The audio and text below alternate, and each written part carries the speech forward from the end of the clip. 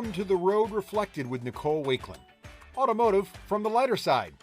That means cars, but also cookies, coffee, and pie. Up first, what's Nicole behind the wheel of this week? Okay, guys, what I'm behind the wheel of this week is finally don't have an electric vehicle or a fancy sedan. I have a normal, everyday family vehicle. I have a 2023 Kia Telluride, which is a 3-row SUV, seating for the whole family and all their stuff. And it gets a bit of a refresh this year with a new look and new features. Monroney Moment. So what I'm actually driving is the 2023 Kia Telluride SX Prestige X Pro V6 all-wheel drive. God, that's a lot. That's a lot of X's in there. That's a lot. So has a 3.8 liter V6, which is what the full Telluride lineup has. 291 horsepower, 262 pound-feet of torque, 8-speed automatic. This trim, the top trim, is priced at $52,785. Few extra stuff on there. So mine came out at $55,120. That's pretty good. 291 for an SUV. Is that a horsepower? Is that a good number? You feel like that's good? It's good. Actually, this is it's a big vehicle, but it's a solid engine. It is easily able to get this up to speed. I mean, you don't feel like it's hesitating when you're on the highway. It's nice and quiet. It's very smooth. I feel like in an SUV, it needs to be quiet. There's a few SUVs out there that are designed to be noisy and sporty and like I'm a performance car. Right. This is an SUV for the family. And if you have a family, you probably have kids. And if you have kids, there's a good chance that on occasion you're going to be driving with them wanting to be passed out in the back. The quieter and smoother and nicer the ride is in that car, the better. And this does that. Right? Nice. It's really nice and quiet and smooth. I like driving this. I feel like, and the transmission is just really great. It is exactly the amount of power and comfort and ride quality that you would want in a family SUV. Nice. Now, can you actually get to that third row? You can. It's not hard to get into the third row. It's pretty good access. Mm-hmm. Like some vehicles, you feel like you try to get into the third row and you have to be a contortionist. Nope, you can get into the third row. And there's seating for up to 8, so you can fit 3 people in that back row. I mean, with most 3-row SUVs, two grown-ups, 2 adults is all you're really going to put back there. Yeah. 3 kids, probably are fine. But again, if the kids are in car seats and this is just a 3-row anything problem, you still got to be able to get back there, and it can be a little tricky unless you've got kids that are old enough to like buckle in, like if they're in forward-facing, almost like boostery kind of car seats. Put the kids in the second row, and it's easier than putting in the third row. And there's optional captain's chairs. Ooh, I like a captain's chair. I am pro captain's chair. If you really need that 8th seat, if you really, really need it, okay, fine, do a bench seat. But I think the captain's chairs, there's so much way better, and it's easier to get through, and it's easier to sit, and it just feels more comfortable. And it's nice. You always have some kind of center something in all of them, right? There's like a cup holder, or there's a little console. Some of them you can take a little center console out and make it just a pass through for your kids to walk. Kind of makes the second row feel as cool as the front row. It does. You get little armrests and everything, and it's great for 2 reasons. When you have adults in the car, the adults feel like they have a real seat. Is much more comfortable for adults. But when you have kids, it means the kids don't have as much of a fight of like your knee is or your foot is touching the imaginary center line. Sides are pre-divided. Right. It's pre-divided. So you can't have like sisters like torturing each other with putting their toe right at the edge. Like, So I feel like that's a good thing. I am pro captain's chairs unless you really, really, really are going to have 8 people all the time. Yeah. I don't know how often. I think that's right. If you have 3 or if you have 4 kids or something, even if you have 3 kids, I don't know how often you're going to need to use all of it. But like, yeah, I like go captain's chairs. I love captain's chairs. And the thing that makes this vehicle and any Kia really exceptional is that even the base trim, like, okay, sure, the base trims are never as fancy as the top trims, and there's a big price differential there. Like this starts at $35,890. The one I had starts at $52,700. So there's a pretty big price difference. But even when you get down to that base trim of the vehicle, it never feels like you sacrificed. It's always nicely appointed. But when you get up to this, for a vehicle that's $55,120 was a total on the exact one sitting in my driveway, it feels like a top level high-end car. Is it luxury car? Not quite. I mean, there's just a certain something to luxury cars, but this is a beautiful interior. There is a ton of really cool features. Like there's a standard 12.3-inch touchscreen across the lineup, even the base trim, right?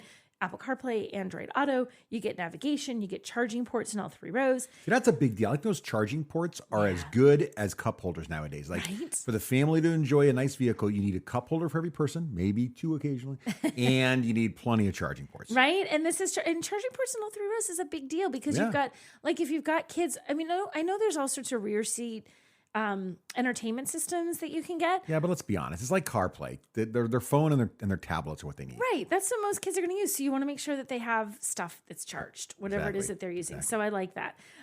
You also have on select trims, it depends what trim level you get. There's a 12.3-inch digital instrument cluster to match. And it sort of looks like one display kind of. You know, it's 2 screens, but in one physical display. I like when they do that. It just feels cool.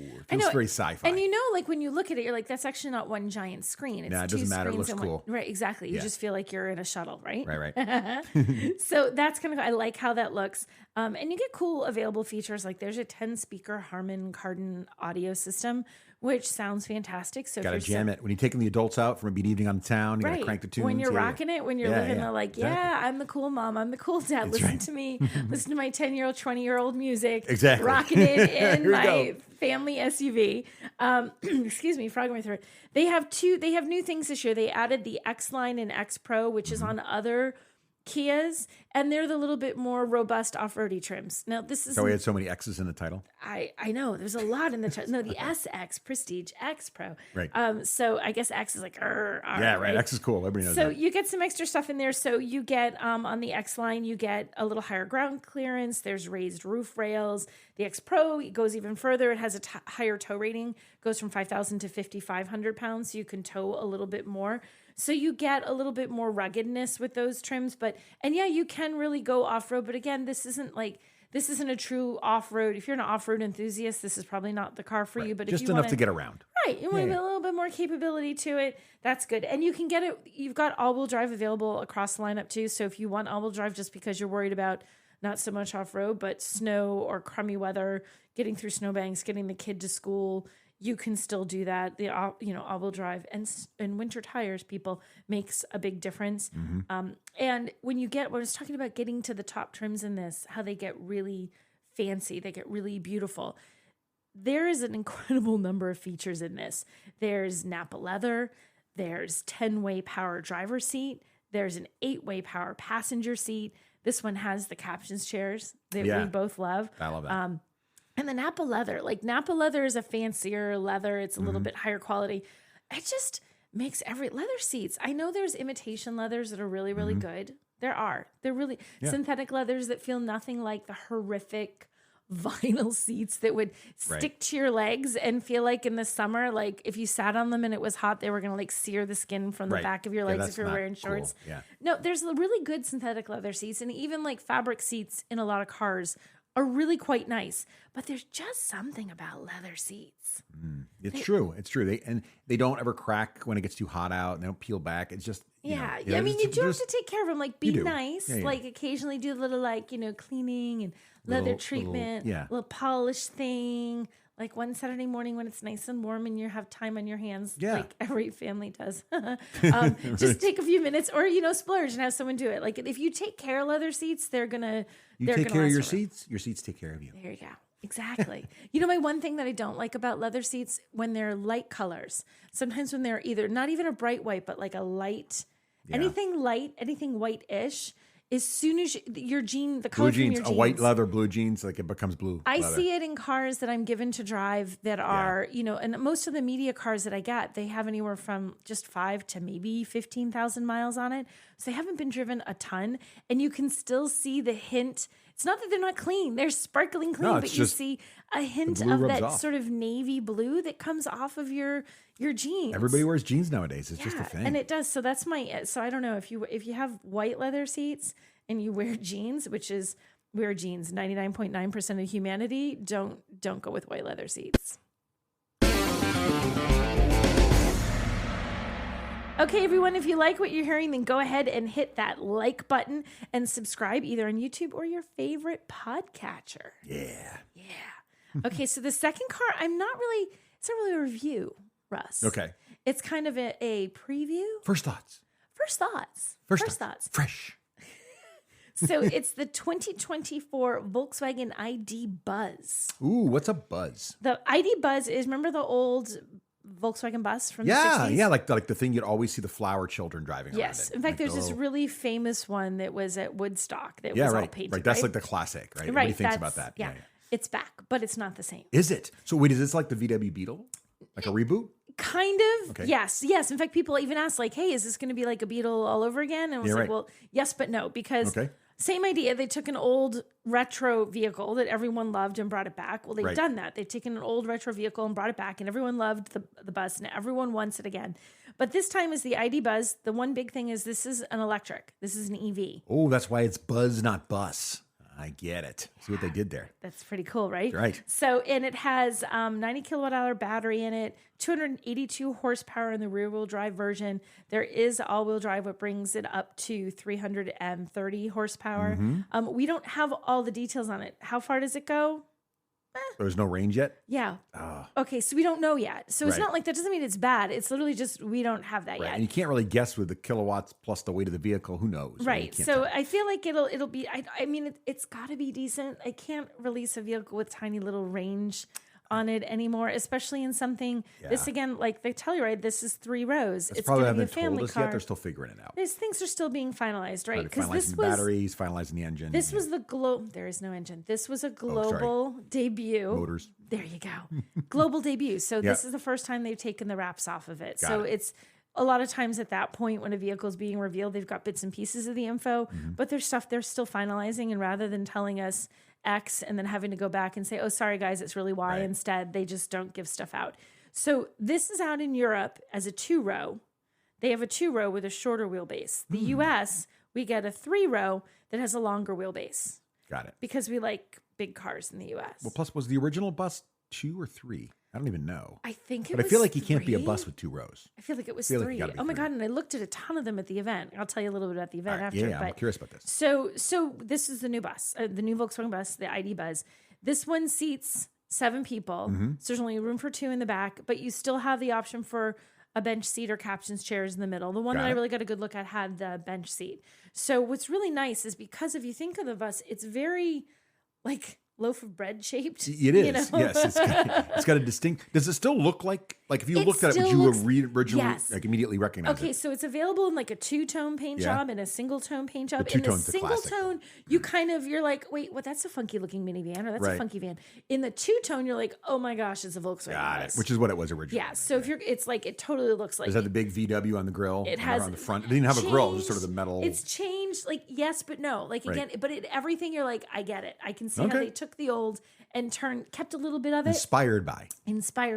Okay. So it looks really good. I love how this looks, and the interior kind of gets the sort of same retro treatment, but like a modern retro feel. So in terms of the room inside, when you slide the second row tips so that you can get into the third row, but it also fully slides forward and back.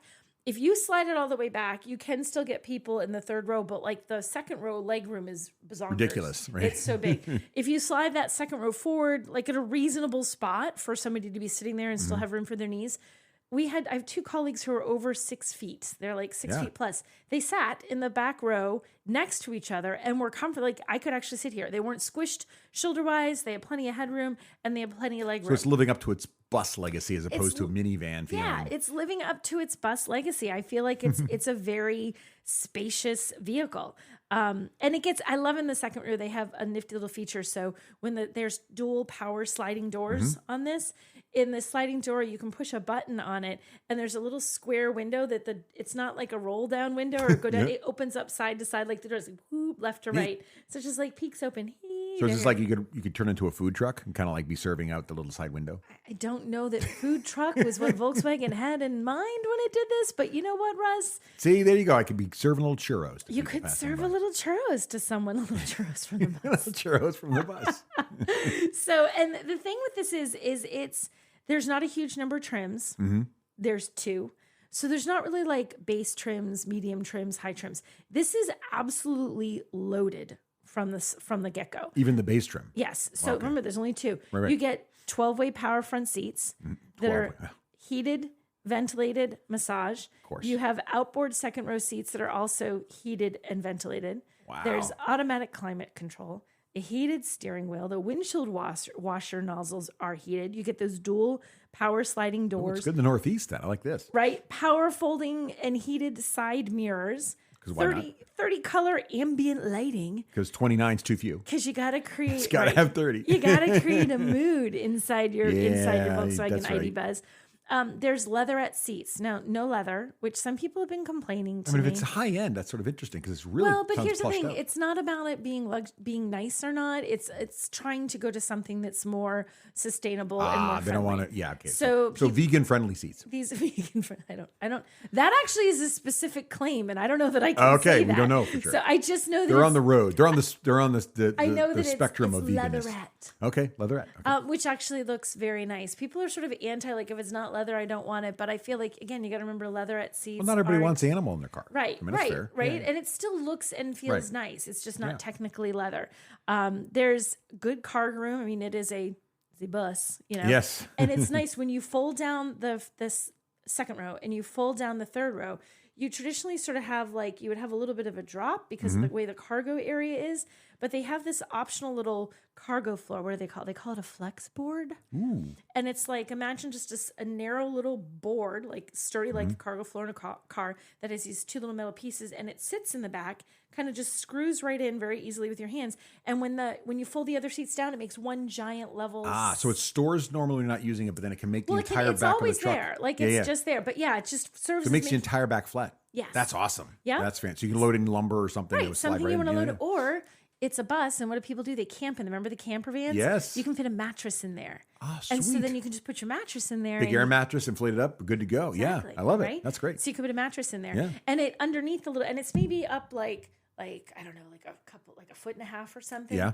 And it has two little fabric storage bins that have a little VW logo that go underneath there if you want to put stuff or charging cables or I don't know, snacks, whatever you want to put in there. So when it actually still lets you use it. It's not just like it kills the space. It makes it weird. It sounds awesome. It sounds really cool. So tell me more about this, like the way they did the event. Because you said you saw the classics next to the new one. How did that work? So the thing was it was the first annual Volkswagen Bus Day. I is that a probably thing? messed that up. It's a thing now. It is as of June 2nd. So they had a section where they showed off, they revealed it to the public, the new IDBuzz, but then people were able to bring their vintage Volkswagen buses to the event, and they had them all sort of shown there.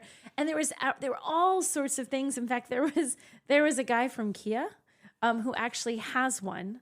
Forget that he works for Kia. So he's just like a lover of VW bus. The one he has been in his family since it was new. So this is the kind of love that people have for this car. That's awesome. He's had this since the Volkswagen bus came out. He came home from the hospital in this wow. as a baby. And now he's like a grown adult man working for Kia. With his VW bus. And he was kind of funny. He's like, I'm not here for Kia today. Ask me no Kia questions. I'm here I'm like, you're just Volkswagen fan today. So it is definitely a vehicle that has that kind of love, that nostalgia. And there were all sorts of them. People had a bunch of different ones that they had painted with different color schemes and all the things that they've done over the years. And they even had one that was painted to look like the one that you see in the famous Woodstock pictures. Oh, cool. They couldn't track that one down. I guess it was attempted, like, does it still exist? Does it still exist, right? Is it in one piece? Who knows? Is it a barn find sitting in a barn? They couldn't find it, but I believe they had the artist who did the original one was there, and he made it look like it. Yeah, so it was pretty neat. It was this neat collection of, it was neat to see a vehicle that's been made thoroughly modern, right? It's modern everything, modern features, modern styling, modern safety, modern design, but it's just a little retro throwback next to actually the ones. Let me ask you this, since you had all these passionate VW bus people there, like classic owners who had it for years, what was their reaction to the new one? Did they think it was a cool homage? Were they feeling like they broke some kind of promise? I think people were excited because here's the thing. It's like when you have a passion for something like that, you just love a certain car, right? And the car's gone. To see it come back in a new iteration and think it sort of almost reignites a passion. Yeah. Like it's, okay, you're buying the new one, but there was an old one. There was a vintage one. There was what came first. And it sort of works together. The new people love the idea that they've got vintage ones and they've got the new version. And the vintage people love to see what they have still sort of be out there and keep the enthusiasm for it. And then you can have things when you have get-togethers. It makes it for people who are passionate about an old car, have more people that can come into sort of the hobby of their cars in general, but their car, their baby, their passion, the one that they think is the best thing. So a whole new generation of VW Buzz lovers. Yes, but it's going to take a little time because this isn't actually coming out until 2024. Oh, like they're saying like towards third quarter. So we're looking at basically you don't have any numbers yet for price? They've given no numbers for price, but sort of the collective automotive journalism people there, we're guessing around $60K, but we'll have to wait and see. Hey, wait, did we just drive by a bakery? Well, no, we didn't drive by a bakery. We drove to not a bakery this time. It's something a little bit different this time. Oh. When I was in California, my good friend George, who is Moto Man, is his YouTube channel. He heard about something called the Ikram, I-K-R-A-M. Ikram, I think is how you would say that. Okay. Grill, which is in Fountain Valley, California, which was not far from where all the Huntington Beach debut of the IDBuzz happened. And he said, let's go there for lunch. So we went there for lunch. Was it good? Oh my gosh, it was so good. It's Turkish food, which I don't know the first thing about. Right. So I walked in, and here's the thing. So you go to this little place, and it's in a strip mall, and it's the kind of place you would never stop. And you would just buzz right on by. You would never stop. You think, whatever, I'm not stopping in that strip mall. And in fact, there's a giant like pizza place with a very large sign right next to it. Nobody was at the pizza place. But when we walked to this little place, this tiny little place, the line went out the door. Oh, good sign. And I thought this is going to be good. And as we're trying to sort of peek over everyone's shoulders just to sort of see what's on the menu, we started talking to the people that were in front of us. And they said, you're going to love it. This is amazing. If you've never had Turkish food, or if you've never been here, it's the best place around. We come here all the time for lunch. We love it. So, and it smelled amazing. You just smell all this wonderful, delicious, rich spices. I'm imagining even now. Oh, it was so good. So I asked the guy, and I think it was his girlfriend, the woman he was with, I just turned them into girlfriend, maybe not, that was standing in the door, and they said there's a sandwich. It said Doner, D-O-N-E-R. I don't know I'm probably not saying that with the right pronunciation, I guess, but it's all this meat and veggies on this like sort of fat little pita thing that they slice open, but it's thicker than it's not a thin pita bread. It's like a poofy pita bread. A poofy pita. So you can, and then they put it together for you right there. So you say, do you want chicken? Do you want beef? And then you put it together. And then they have it made me think of Subway, but only because they had bins and you could pick stuff. In no other way. Subway is 1,000 times not even remotely as good as this. Okay. But you can pick they've had hot peppers, and they had onions, and they had lettuce. So it was like a sandwich shop, a high-end sandwich shop. They had the whole, they made it as you walked through. But it wasn't it wasn't high-end. It was so mom and pop and so unassuming. It was just, the food was amazing. Got it. So I don't like a lot of veggies, so I got pickles. And the woman sort of looked at me like, what? I'm like, I just want the pickles and the meat on there. And then she's like, okay, fine. I was mocked. I guess I deserved to be. I'm like, I will take the mocking to get the food. But then there were containers of sauce. And I'm like, what's the sauce? She's like, which ones do you want? I'm like, which ones do you recommend? She's like, well, you can do all of them, but after you wouldn't do any of the veggies. I'm like, no. When it's the sauces, I'll take it all. She put all these different sauces on it. And there was a hot sauce. And she's like, hot sauce? And looks at me like, are you daring? You get on the side to try? No. I'm like, put it on there. Oh, wow. You were all in. I love it. Oh my God, it was really hot. So I took a bite. And the first bite, I think I got most of the other sauces with like garlic and cucumber and just all the seasoning. And then I got a bite that was the hot sauce. I'm not even kidding. My sinuses, my nose starts running. I'm like, oh God. Well, at least my sinuses are clear for the flight home that I'm taking in 2 hours. So it was really good. And the portion was gigantic. It was like, if you put it onto a small paper plate, it would totally take up the plate. I could have shared this. I did not. We each got our George ate one loaded with veggies. I had my own. And it was funny when she brings them over, because it takes them a few minutes. They put it all together, and they put in this little grill thing and warm it up. And she's like, and I got you napkins. You're going to need these. And she put a stack of 15 napkins. Wow. And I thought, she's being silly. And then I had to go up and get more napkins before we were done. So it was really, really good. So it was just kind of neat to try something. Is this on the must-do list now? Whenever you need every time I'm there, I'm going to do it. And it's not that far from LAX. It was maybe I don't know, it was maybe like 30 minutes, 40 minutes maybe to You LAX. might be in LAX in July-ish. Maybe we should go check it out. Oh, we should. On the way out of the airport. Oh, it's so let's do good. it. We should definitely go. Yeah. That's on Although the I list. felt a little bit bad. See, if we're flying together, you and me, when we both smell like garlic and then it's okay. It's the kind of thing like you're You both had to have these things. right? But It's I'm like, like, I could taste like onions. the garlic. And I was sitting there thinking, oh my gosh, this poor woman. I was like, if I could find a mint, I so felt like I needed a mint. Nope, I'm going to hop on a 7-hour flight back home. That's rough. Reeking like garlic. So apologies to the person who was sitting next to me on my Delta flight home. Nice. But it was worth it because the food was fantastic.